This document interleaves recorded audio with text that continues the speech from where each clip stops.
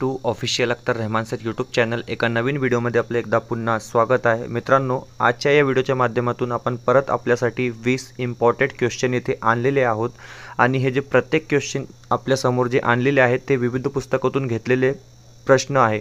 या प्रश्न म्हणजे MPSCच्या पुस्तकातून घेतलेले सर्व हे प्रश्न आहे, कारण TAT मध्ये जे प्रश्न विचारले जातात तुम्ही 2013 ते 2021 पासून जे क्वेश्चन पेपर आहे, पेपर 1 असो किंवा पेपर 2 असो, तुम्ही ते क्वेश्चन पेपर पाहून घ्या आणि त्यात मॅक्झिमम क्वेश्चन म्हणजे SSTच्या सेक्शनला जे विचारलेले जातात म्हणजे इतिहास, भूगोल व राज्यशास्त्र या विषयाचे जे प्रश्न विचारले जातात ते MPSCच्या धर्तीवरच प्रश्न विचारले जातात। म्हणून आमच्या चॅनलच्या माध्यमातून आम्ही MPSCचे पुस्तकाचे वाचन करून तुमच्यासाठी इम्पॉर्टंट क्वेश्चन घेऊन येत आहे दररोज, जे तुम्हाला परीक्षेसाठी अत्यंत उपयुक्त असणार आहे। तर मित्रांनो, चला व्हिडिओ सुरू करूया। व्हिडिओ सुरू करण्या अगोदर आपण जर आमच्या चॅनलवर नवीन असाल तर प्लीज चॅनलला सबस्क्राईब करा, साईडचे जे बेल आयकॉन आहे त्याला देखील प्रेस करा, जेणेकरून आपल्याला असेच प्रकारचे व्हिडिओ वेळेवर पाहायला मिळणार। डिस्क्रिप्शनमध्ये आमच्या टेलिग्राम आणि व्हॉट्सअप ग्रुपची लिंक तिथे दिलेली आहे, आपण जाऊन आमच्या टेलिग्राम आणि व्हॉट्सअप ग्रुपला सुद्धा जॉईन करू शकतात।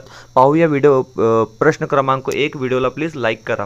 प्रश्न असा विचारलेला आहे की महाराष्ट्रातील सर्वात लांब नदी, अतिशय सोपा आणि IMP हा क्वेश्चन आहे की महाराष्ट्रात सर्वात लांब नदी कोणती आहे। 2017 पेपर 2 मध्ये सुद्धा हा प्रश्न विचारला गेलेला होता। 4 पर्याय आपल्याला इथे दिलेले आहे, गोदावरी, तापी, चंद्रभागा किंवा इंद्रायणी। तर हे बघा, महाराष्ट्रात जे सर्वात लांब नदी आहे ते असेल गोदावरी, म्हणजे पर्याय क्रमांक 1 जे आहे ते आपला इथे योग्य उत्तर असणार आहे। यानंतर पाहूया पुढचा प्रश्न म्हणजे प्रश्न क्रमांक 2, महाराष्ट्रात खानदेशातील बोलीभाषा आहे। हे बघा, हे जे प्रश्न आहे 2017 मध्ये विचारला गेला होता, पण हे जे प्रश्न जे TATच्या परीक्षेत जे विचारले जातात, मी तुम्हाला परत सांगतो की हे मॅक्झिमम क्वेश्चन MPSCच्या पुस्तकातून घेतलेले प्रश्न असतात। तर हे 2017 मध्ये सुद्धा MPSCच्या पुस्तकावर आधारित प्रश्न TATच्या परीक्षेत विचारला गेला होता की महाराष्ट्रात खानदेशातील बोलीभाषा आहे। 4 पर्याय दिलेले आहे, 1 वऱ्हाडी, 2 अहिराणी, 3 कोकणी किंवा 4 मलवानी। तर हे बघा, महाराष्ट्रात खानदेशातील जी बोलीभाषा आहे ती आहे अहिराणी, म्हणजे पर्याय क्रमांक 2 जे आहे ते आपला इथे योग्य उत्तर ठरणार आहे। यानंतर पाहूया पुढचा प्रश्न म्हणजे प्रश्न क्रमांक 3। प्रश्न क्रमांक 3 इथे विचारलेला आहे की डॅश डॅश अंश रेखावृत्तावरील वेळ ही जागतिक प्रमाण वेळ मानली जाते। 4 पर्याय येथे सुद्धा दिलेले आहे, 1, 2, 3 किंवा 0। तर हे बघा, योग्य उत्तर इथे असणार आहे 0, म्हणजे पर्याय क्रमांक 4 जे आहे ते आपल्या इथे योग्य उत्तर असणार आहे। यानंतर पाहूया पुढचा प्रश्न म्हणजे प्रश्न क्रमांक 4। प्रश्न क्रमांक 4 येथे दिलेला आहे की अंदमान निकोबार बेट, जाखा, नीलगिरी पर्वत। 4 पर्याय आपल्याला इथे दिलेले आहे, संथाड, तोडा, जारवा किंवा गोड। तर हे बघा, येथे जे योग्य उत्तर असणार आहे ते असणार आहे पर्याय क्रमांक 2 म्हणजेच तोडा। यानंतर पाहूया पुढचा प्रश्न। पुढचा प्रश्न असा विचारलेला आहे की पाचवा प्रश्न येथे दिलेला आहे, भूपृष्ठाकडून वर जाताना वातावरणातील थरांचा योग्य क्रम लावा। हे बघा, वातावरणाचे जे थर असतात त्याच्या योग्य क्रमाबाबत किंवा वातावरणाच्या एखाद्या थरांबाबत प्रश्न आवश्यक जे आहे ते TATच्या परीक्षेत किंवा CTETच्या परीक्षेत प्रत्येक वर्षी विचारला जातो। तर खूप IMP आहे हे, तुम्ही याचा अभ्यास करून ठेवा। प्रश्न विचारलेला आहे की भूपृष्ठाकडून वर जाताना वातावरणातील थरांचा योग्य क्रम लावा। तर हे बघा, 4 पर्याय आपल्याला इथे दिलेले आहे आणि योग्य जे क्रम असेल ते असेल तापांबर, स्थितांबर, दलांबर आणि बाह्यंबर, म्हणजे पर्याय क्रमांक 3 जे असेल ते आपल्या इथे योग्य उत्तर असणार आहे। यानंतर पाहूया पुढचा प्रश्न म्हणजे प्रश्न क्रमांक 6। प्रश्न क्रमांक 6 येथे दिलेला आहे की स्त्री जागृतीसाठी व शिक्षणासाठी शारदा सदन ही संस्था कोणी स्थापन केली। तर हे बघा, शारदा सदन ही संस्था कोणी स्थापन केली हे ते आपल्याला उत्तर द्यायचे आहे। 4 पर्याय इथे सुद्धा दिलेले आहे, सावित्रीबाई फुले, पंडिता रमाबाई, ताराबाई शिंदे किंवा इरावती कर्व। तर हे बघा, याचे जे योग्य उत्तर असणार आहे ते असणार आहे पंडिता रमाबाई यांनी जे आहे ते शारदा सदन संस्थाची स्थापना केली होती। यानंतर पाहूया प्रश्न क्रमांक 7। प्रश्न क्रमांक 7 येथे विचारलेला आहे की इंडिया विन्स फ्रीडम या पुस्तकाचे लेखक कोण। 4 पर्याय येथे सुद्धा दिलेले आहे, जवाहरलाल नेहरू, महात्मा गांधी, मौलाना अब्दुल कलाम आझाद किंवा डॉक्टर राजेंद्र प्रसाद। तर हे बघा, इंडिया विन्स फ्रीडम हे जे पुस्तकाचे लेखक होते ते होते मौलाना अब्दुल कलाम आझाद, म्हणजे पर्याय क्रमांक 3 जे आहे ते आपलं इथे योग्य उत्तर असणार आहे। पुढचा प्रश्न पाहूया, प्रश्न क्रमांक 8। प्रश्न क्रमांक 8 येथे विचारलेला आहे, अतिशय IMP हा क्वेश्चन सुद्धा आहे, MPSCच्या पुस्तकातून घेतलेला हा प्रश्न आहे आणि TAT सुद्धा 2 वेळा हा प्रश्न विचारला गेलेला आहे। लोकहितवादी म्हणजे खालीलपैकी कोण। तर हे बघा, लोकहितवाद कोणाच्या टोपण नाव होतं असे सुद्धा प्रश्न विचारला जाऊ शकतो. ऑप्शन दिलेले आहे बाळशास्त्री जांभेकर, गोपाळ गणेश आगरकर, गोपाळ हरी देशमुख किंवा गणेश वासुदेव जोशी. तर योग्य उत्तर असेल गोपाळ हरी देशमुख म्हणजे पर्याय क्रमांक 3 आपला इथे योग्य उत्तर ठरणार आहे. यानंतर पाहूया नेक्स्ट क्वेश्चन.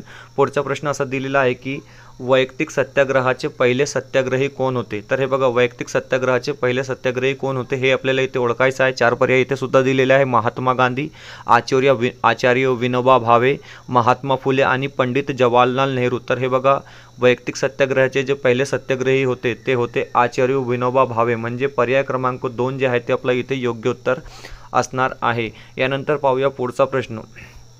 प्रश्न क्रमांक 10. प्रश्न क्रमांक 10 येथे दिलेला आहे की सत्यशोधक समाजाची स्थापना कोणी केली. अतिशय IMP हा क्वेश्चनसुद्धा आहे आणि अतिशय सोपा हा क्वेश्चनसुद्धा आहे की राजा राम मोहन राय, दयानंद सरस्वती, गोपाल कृष्ण गोखले किंवा महात्मा फुले. तर हे बघा सत्यशोधक समाजाची जी स्थापना केली होती ती केली होती महात्मा फुले यांनी म्हणजे पर्याय क्रमांक 4 जे आहे ते आपलं इथे योग्य उत्तर असणार आहे. पुढचा प्रश्न पाहूया.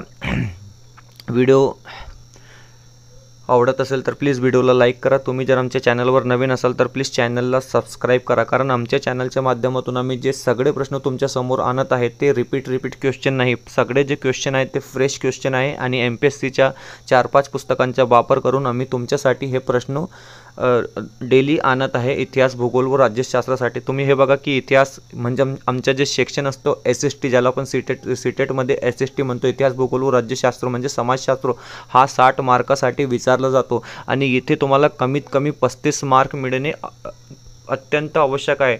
म्हणजे 60 पैकी 35 इतके मार्क तुम्हाला इथे मिळणे अत्यंत आवश्यक आहे. तरीच तुम्ही 90+ होऊ शकतात.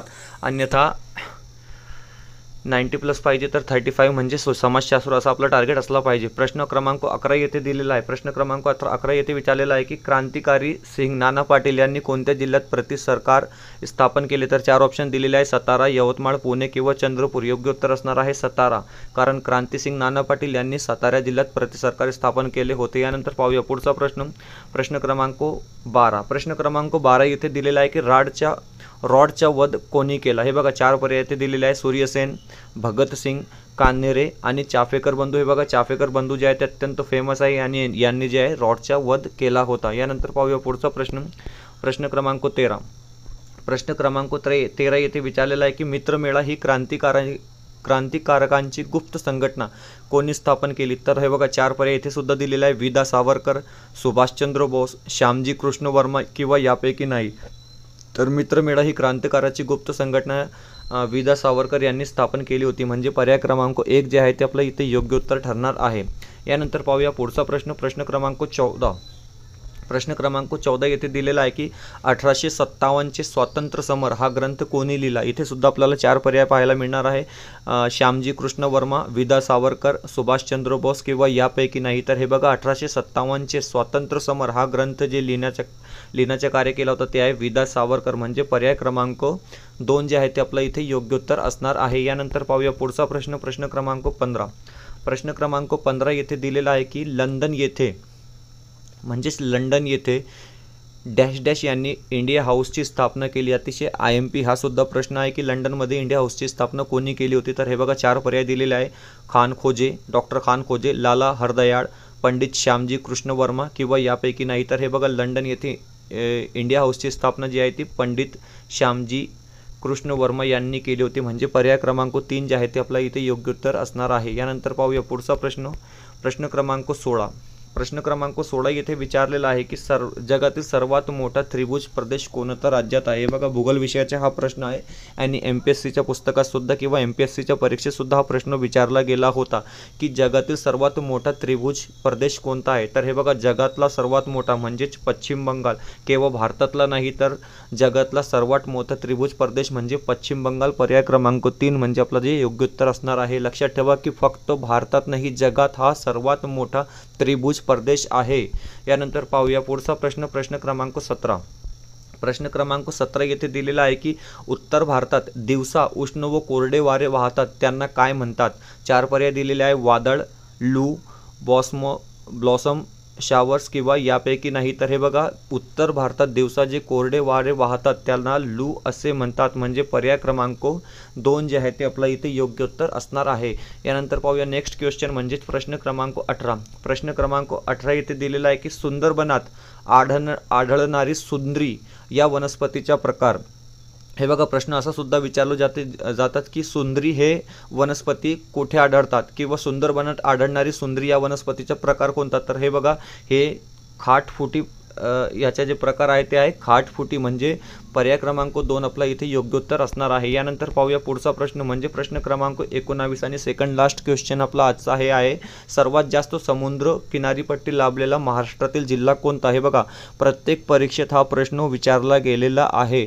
महाराष्ट्रातली प्रत्येक परीक्षेत, मी 1-2 परीक्षा नाही म्हणतो तुम्हाला, प्रत्येक परीक्षेत हा प्रश्न विचारला गेलेला आहे की सर्वात जास्त समुद्र किनारीपट्टी लाभलेला महाराष्ट्रातील जिल्हा कोणता. सिंधुदुर्ग, रायगड, रत्नागिरी किंवा मुंबई. तर हे बघा, याच्या जे योग्य उत्तर असणार आहे ते असणार आहे पर्याय क्रमांक 3 म्हणजे रत्नागिरी, कारण सर्वात जास्त किनारपट्टी लागलेला जिल्हा जे आहे ते रत्नागिरी असणार आहे. यानंतर पाहूया शेवटचा प्रश्न आणि अतिशय IMP हा प्रश्न सुद्धा आहे की अंबोली हे प्रसिद्ध पर्यटन स्थळ खालीलपैकी कोणत्या जिल्ह्यात आहे.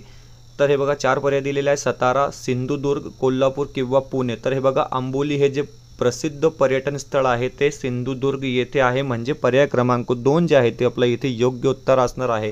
तर आज अतिशय IMP आपण 20 क्वेश्चन आपल्या चॅनलच्या माध्यमातून पाहलो. हे सगळे जे क्वेश्चन असतात ते MPSCच्या पुस्तकातून आपण घेतलेले पुस्तक आहेत. 3, 4, 5 पुस्तकाचा आम्ही इथे वापर करत आहोत आणि जे प्रश्न आम्ही 2013 ते 2021 पर्यंतचे जे सगळे प्रिव्हियस इयरचे क्वेश्चन पाहिलेले आहे, म्हणजे प्रश्न कशा प्रकारे विचारले जातात हे आपल्याला 5वी ते 12वीच्या सिलेबसमधले प्रश्न विचारतात असे ते सांगतात, परंतु त्यातले बहुतेक प्रश्न नसतात. हे जे प्रश्न असतात ते MPSCच्या लेवलचे प्रश्न असतात किंवा IASच्या परीक्षेत जसे प्रश्न विचारले जातात तशा प्रकारे हे प्रश्न असतात. तुम्ही अशाच प्रकारे सराव करा, कारण TETची परीक्षा जी आहे ते खूप कठीण असते, आपण सर्वांना माहीत आहे. भेटूया पुढच्या व्हिडिओमध्ये सेम क्वेश्चन समोर.